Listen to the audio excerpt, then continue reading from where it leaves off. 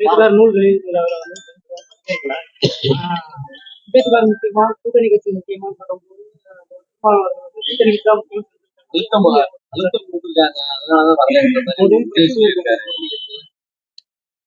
ஏற்கனவே இது குறித்தும் நான் விளக்கம் சொல்லியிருக்கிறேன். அப்படி ஒரு சூழல் எதுவும் இல்லை. அழுத்தம் கொடுத்து அதற்கு இணங்கும் நிலையிலும் நான் இல்லை. அப்படி அழுத்தத்திற்கு நான் இணங்குவதாக இருந்திருந்தால் ஆதவ் அர்ஜுன் அவர்களின் அழைப்புக்கு இணங்கி நான் அந்த நிகழ்வில் பங்கேற்று இருக்க வேண்டும். அல்லது திமுக அழுத்தம் கொடுத்திருக்கிறது என்று சொன்னால் ஆரம்பத்திலேயே இதை நான் வெளிப்படையாக அதில் பங்கேற்க மாட்டேன் என்று அறிவித்திருக்க வேண்டும். அப்படி யாரும் எந்த அழுத்தமும் எம் முனையிலிருந்தும் எனக்கு தரவில்லை. அது வெறும் யூகங்களாக சமூக ஊடகங்களில் பேசப்படுகின்றன. நான் சுதந்திரமாக எடுத்த முடிவு. 6ஆம் தேதி காலையில்தான் இந்த அறிக்கையை நான் வெளியிட்டேன் என்றாலும் விக்கிரவாண்டி மாநாட்டுக்கு பிறகு விஜய் அவர்கள் திராவிட முன்னேற்ற கழகத்தையும் திராவிட முன்னேற்ற கழக அரசையும் தன்னுடைய முதன்மையான எதிரிகள் என்று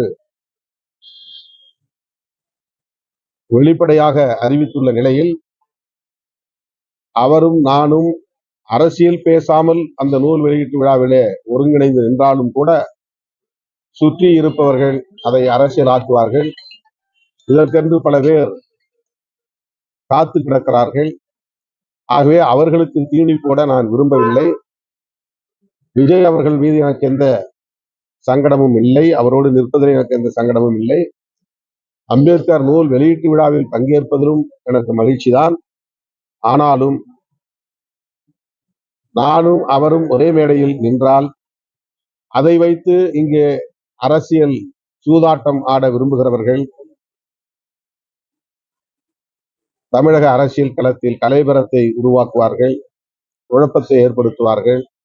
அதற்கு இடம் தர நான் விரும்பவில்லை என்பதை வெளிப்படையாக விகடன் பதிப்பகத்தாரிடம் விளக்கி சொல்லி பங்கேற்க இயலாத நிலையை ஏற்கனவே கூறிவிட்டேன். ஆகவே நான் ஏற்கனவே கூறியது ஊடகங்களுக்கு வரவில்லை. நான் அதை வெளிப்படையாக சொல்லவில்லை. ஆனால் விகடன் பதிப்பகத்தாரிடம் விக்கிரவாண்டி மாநாடு முடிந்த அடுத்த ஓரிரு நாளில் கூறிவிட்டேன். எனக்கு எந்த அழுத்தமும் கிடையாது. சுதந்திரமாக எடுத்த முடிவு, தொலைநோக்கு பார்வையோடு எடுத்த முடிவு, தமிழக அரசியலின்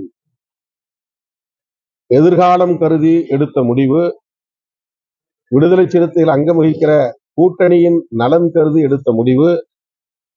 என்னை கட்டுப்படுத்தி இயக்குவதற்கு யாரும் முயற்சிக்கவில்லை. அதற்கான சூழலும் இல்லை.